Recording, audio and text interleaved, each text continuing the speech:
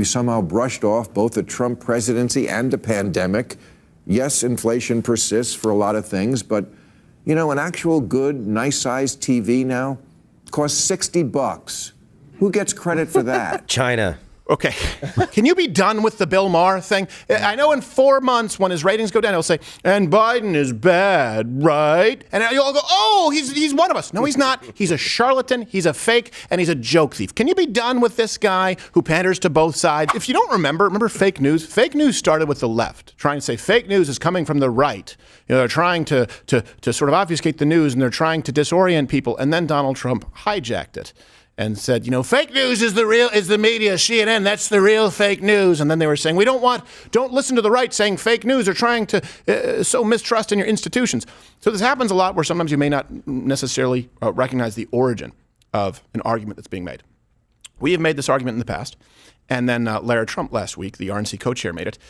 And so I want to ask you quite simply, and this will be a recurring theme today, because this is going to be the most important question in the election. The left knows it. That's why they're trying to hijack it, because poll after poll after poll shows up that the American public, including independents, including many Democrats, line up one way. And the question is, are you better off than you were 4 years ago? I would even add, do you believe that the country is better off than it was 4 years ago? I don't think you should only vote out of selfish interests. I understand that many people do, but you shouldn't vote out of your own selfish interests if you know that it's actually morally wrong. The answer to both, however, I would argue, no. Now, that's just my opinion. Pretty simple. But we'll lay the case out. So here is Lara Trump asking this question last week, if you were better off. And people look around and they say, am I better off now than I was 4 years ago? The answer to that is no. You can compare very easily how much better your life was with Donald Trump in office and how much worse you are now that Joe Biden is in office. They just keep trying to squeeze out a little more juice from that old Ronald Reagan campaign slogan. Okay, we'll get to that guy. Now, Donald Trump also put the same exact thing on Truth Social. He said, are you better off than you were 4 years ago, Caps? So, same thing. He's an old typewriter. Yes. Yeah. I like the tactile sensitivity.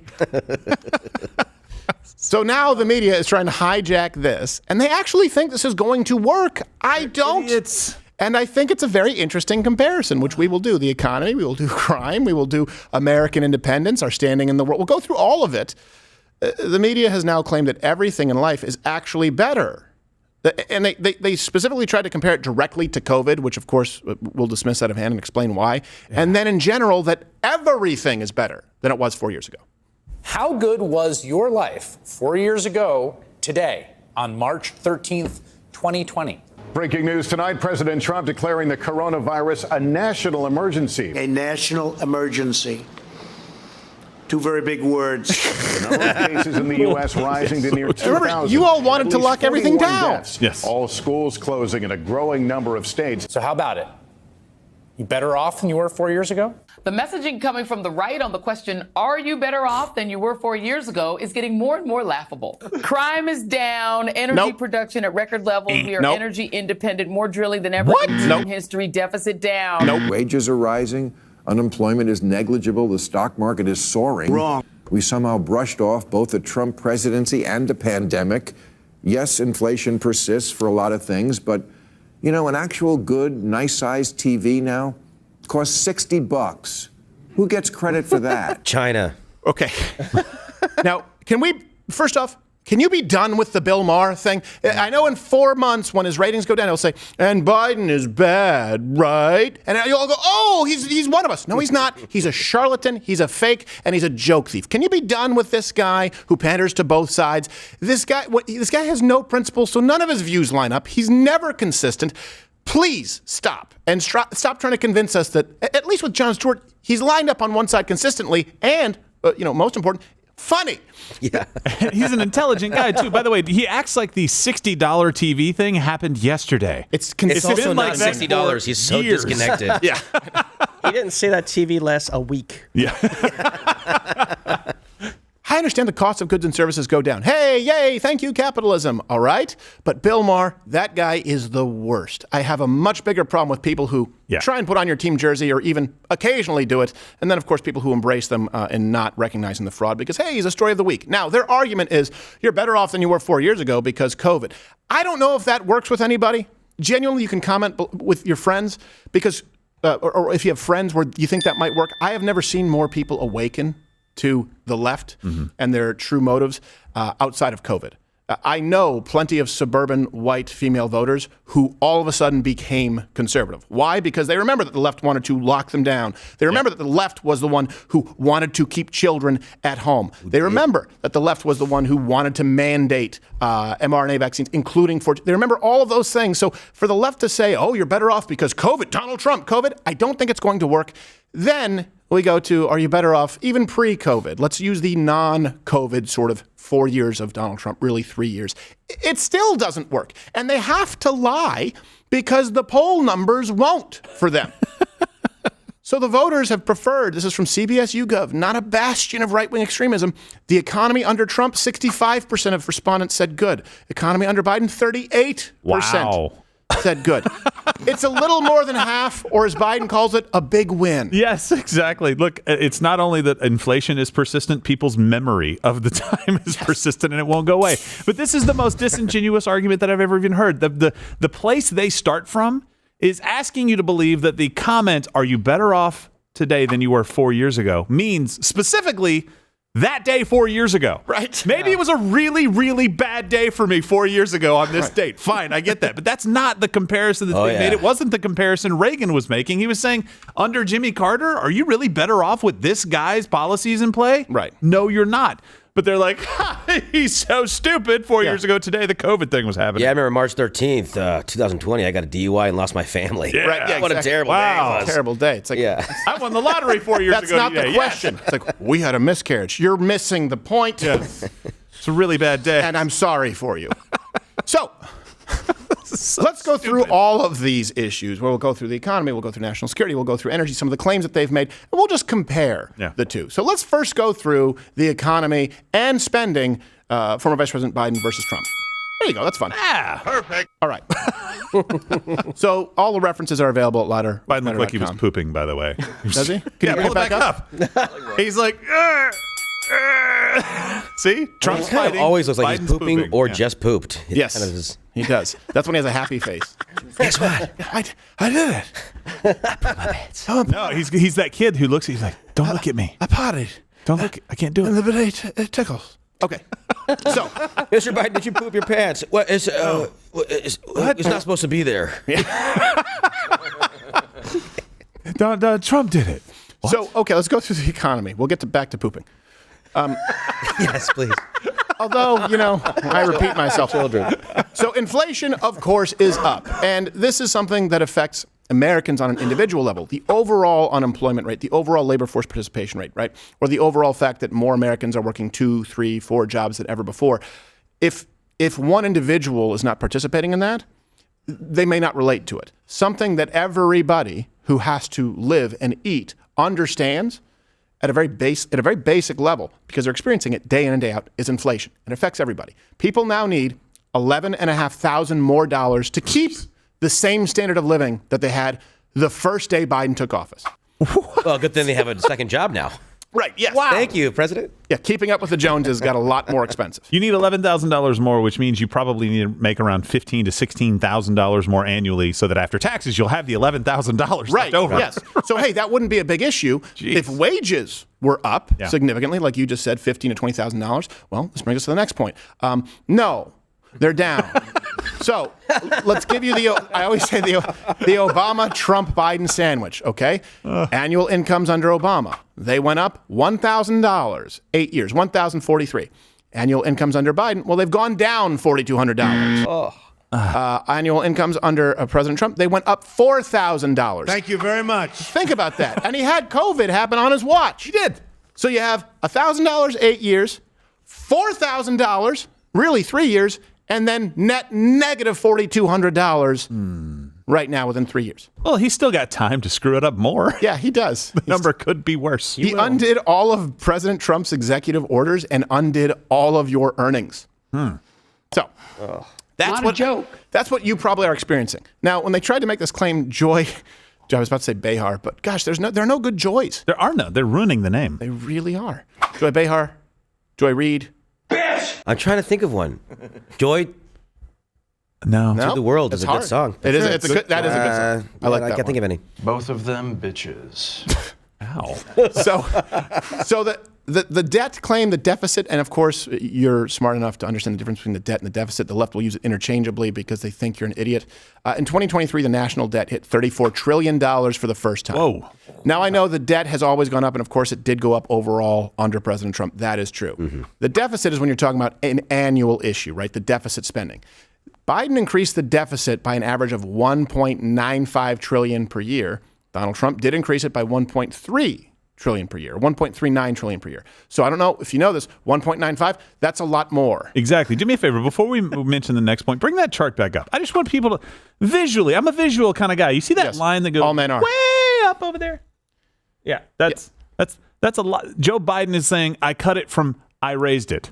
Right. I cut it from how I raised it. And you see the lines over to the left, that's Trump. And this includes one of those lines is COVID. I get that. But then it goes down, and then it stays higher than Trump. Yes. Every one of the other lines. Yes. That includes COVID then? Like that chart does. Like paying for vaccines and paying for stimulus checks and all that Trump did? I believe that chart does, yeah. Oh, the chart. I can't see because the chart is small. Because that's a big largest line. The largest line is COVID. The next one after that is Joe Biden, Joe Biden, Joe Biden. And you look at the three lines before that, and that's all Donald Trump, and they're all lower than the Biden lines after COVID apparently is done. So to give you an idea, we now spend $50 billion more annually on interest than we do on the military in total.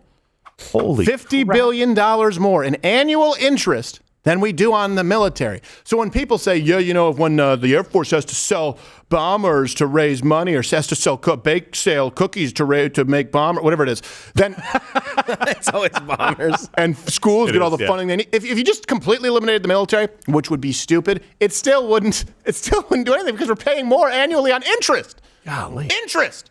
800 and what was it? $70 billion on interest per year. By the way, 50 billion is I like to call it, it's 2.5 border walls. Yes. More. That's a good measurement. It's 2.5 border walls. Sounds like my car loan. Making sure.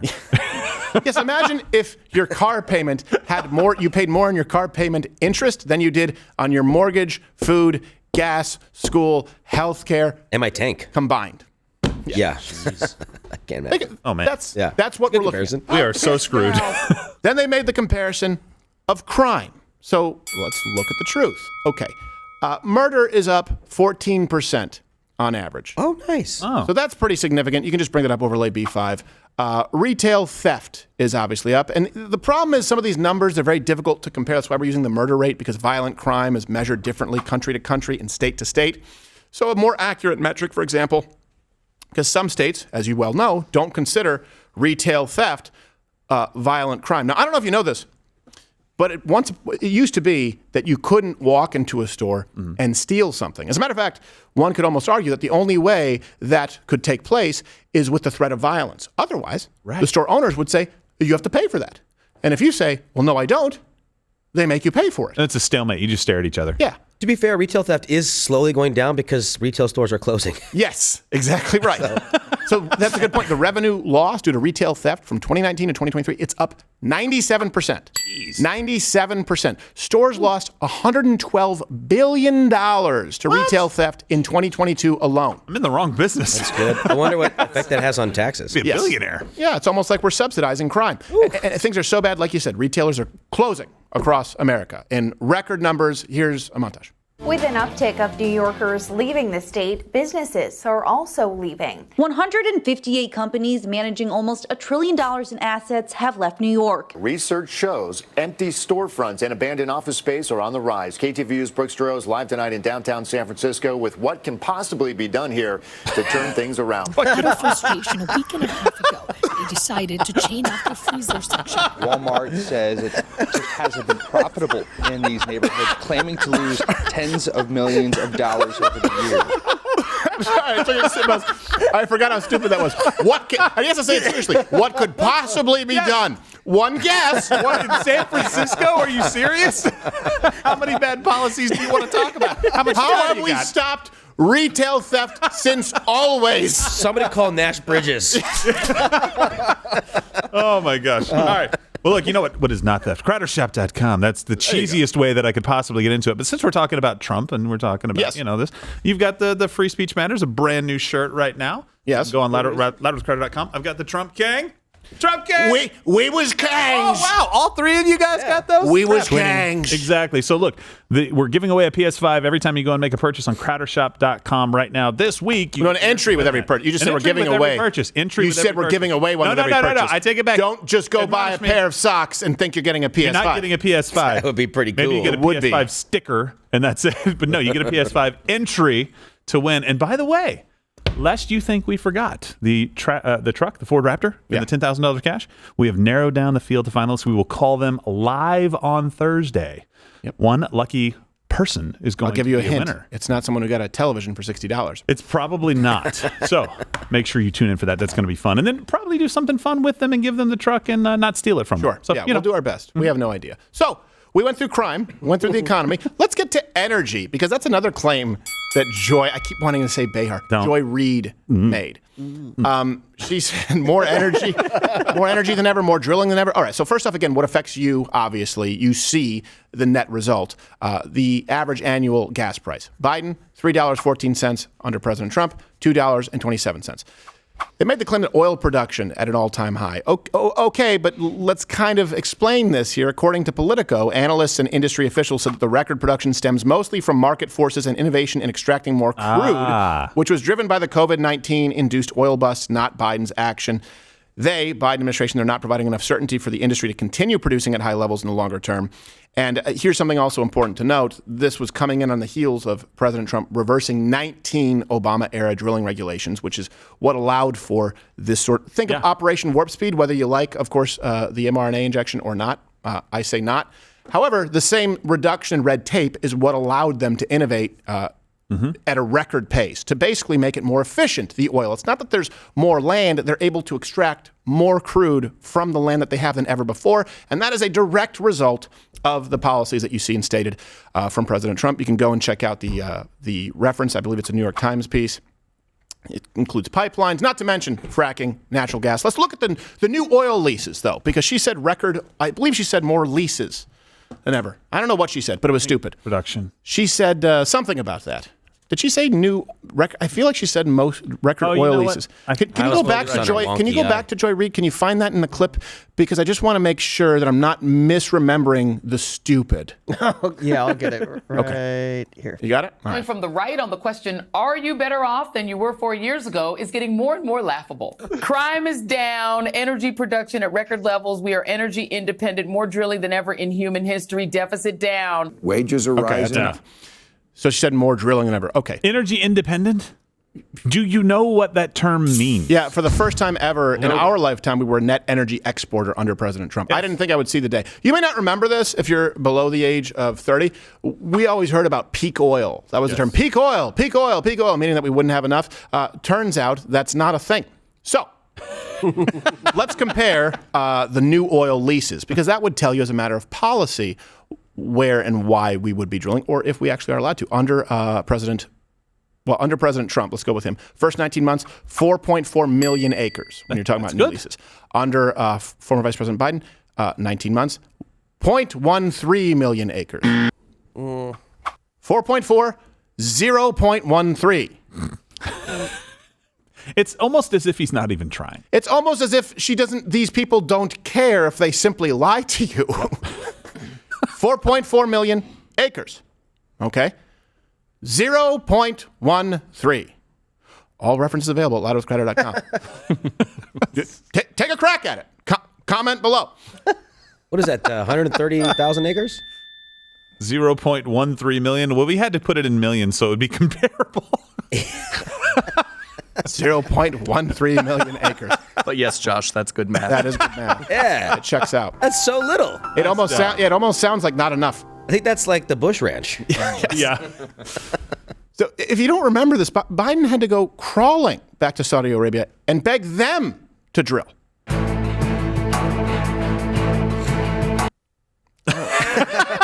Okay. It's too short to count you in on that. Didn't much like begging. Sure what the music was for. It's like, oh man, This was after we were a net energy exporter, and then he goes, "We can solve this." Saudi Arabia. Hey, by the way, this is the same place that has LGBTQ plus awareness and a light show at the White House. I don't know if you're familiar with Saudi Arabia. Okay. So let's go. A giant sting. They have a day where they ask you to meet up on top of the Burj Khalifa. That's a different country, but throw you off of it. It's like Bill Maher. There's no way to remain consistent because there are no principles. There aren't. And this is why I say policy shouldn't be dictated by polls. The reason I bring up the polls as a reference point is just to show you that the lie they are pushing isn't working. Let's move on to the next point. Global stability. America's standing in the world. Because this is something that a lot of people wanted to really hang around the neck of President Trump and people who voted for him. They said, remember they were saying if he becomes president, you're going to have World War III. That's going to happen in record time. World War III, and then also our standing in the world is going to diminish because nobody's going to take this guy seriously. He's a clown. Like they said, it's going to kill us globally. Right. So in case you've forgotten, under Biden, the world has looked like this. Russia's defense ministry says they have captured the eastern city of Avdiivka, less than a day after Ukrainian officials announced they withdrew troops. The victory is Russia's largest since they captured Bakhmut. More than 30 Chinese military aircrafts were detected around Taiwan in a 24-hour window.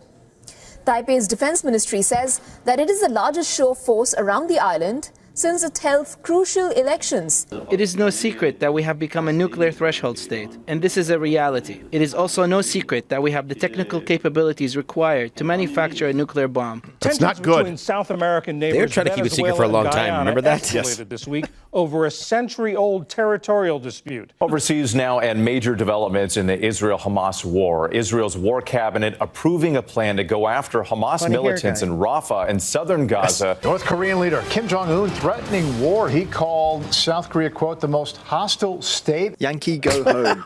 That's the message from Niger's junta to the some 1,000 American troops stationed in the country. And that's a good point, Josh. Just to put a finer point on it, Iran was hiding it for a while. Like, you're not trying to build a nuclear bomb, are you? Yeah. No, of course not. No. Then as soon as he's gone, we're like, we have a few. Peaceful, medical. We have a couple. How many times we put sanctions on them because they're like, no, it's for energy. Yeah. That's a nuclear plant for energy, and we're like, I don't think so. Then as soon as Biden came out, they're like, Ollie, nuclear bomb free. I know you only need to enrich uranium to like 5% for peaceful purposes, but we think 30 works better. On our way to like 60 or 90, whatever it is, to actually, make bombs. We'll figure it out on the way. Science. You say tomato, I say kill juice. Oh boy. So compare that. Glass. Yes. One of those is a fruit. Yes. It would look like Kal-El's bachelor pad. Now, keep in mind that under President Trump, now you may not like him. You may think he was bombastic. There was no war in Ukraine. There was no war in Gaza. We had the Abrahamic Peace Accords. China was constrained. Iran's economy was hamstrung. They were, like Josh said, they were not trying to, or at least they were lying. At least the threat of the president, they were lying, saying, no, we absolutely are not trying to build nuclear weapons. It's the tone, tenor, the posture that you see. Yeah. No wonder that, of course, the person who we know is best friends with Tucker Carlson and Donald Trump, Vladimir Putin, has endorsed Joe Biden. Тогда вопрос, который был 4 года назад и сейчас, получается, снова становится актуальным. Для нас кто лучше, Байден или Трамп? Байден. Он человек более опытный, он прогнозируемый, он политик старой формации. Но мы будем работать с любым лидером США, которому окажет доверие американский народ. Safely tucked away in his diaper. Yes. Now, I know that you can't trust Putin. No, of course not. But I'm just saying. Now, and again, you believe your lying eyes and ears. President Trump was always killing terrorists and giving awesome speeches. He died like a dog. He died like a coward. He was whimpering, screaming, and crying. And frankly, I think it's something that should be brought out so that his followers and all of these young kids that want to leave various countries, including the United States, they should see how he died. He didn't die a hero. He died a coward. And I always find it funny when you had the virtue signaling Christians who are like, that he shouldn't talk that way. Yes, he should. Yes. Now, that being said, if your dog dies whimpering, screaming, crying, you're probably doing something wrong. You need a new vet. But I agree. He should not be talking like that. Yes. But I'd be lying if I said I didn't like it. Of course. He's talking about a terrorist. No, he killed. Yes, but yeah, it was also a senior military leader in Iran. Like everybody was saying, "Oh no!" Like typically, what you would do would come out, "Oh, we had to do this," and the president would kind of downplay it a little bit so that they could save some face. And he's just like poking them in the chest the entire time, saying, "Do something, do something, do something. Come on, do something." I was worried you when that understand. happened too. By the way, when that happened, I was like, "Uh-oh, they're gonna retaliate. You're gonna pop off." Nothing. No. You know Nothing. why? They knew better. Exactly, because somebody stood up and said, "I don't give a damn what you think about our country. Do something. Come at me, bro. I just fried your first guy. You want me to go after you next? I will." And they're like, "He might actually do it. Holy crap. Go home to mommy.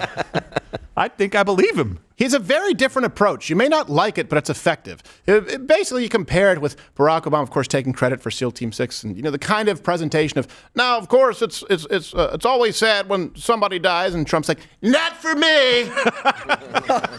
I take no joy in killing, extinguishing any human life. I do.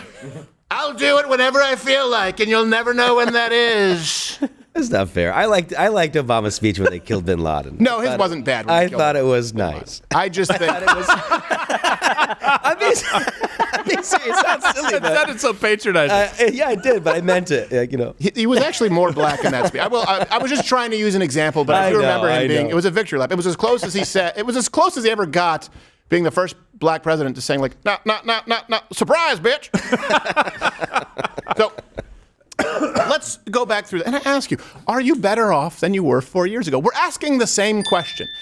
I'm okay with that. If the left wants to ask if their campaign is going to be, or certainly the media, are you better off than you were 4 years ago? I will just respond with, answer their question. No further questions. The defense rests. But right now, let's compare this to 4 years ago. Again, we just laid this out for you. Everything costs more. National debt has skyrocketed. The deficit has skyrocketed. Murder and theft are up. Businesses are closing in record numbers. Gas is expensive. We are less energy secure. The world is on fire. But, the plus side, there aren't as many mean tweets, but there are more truth socials. So even that's a wash. Yeah. That's what I would say. Yeah. Is life better for you now than it was 4 years ago? Watch Louder with Crowder live Monday through Thursday, 10 a.m. Eastern.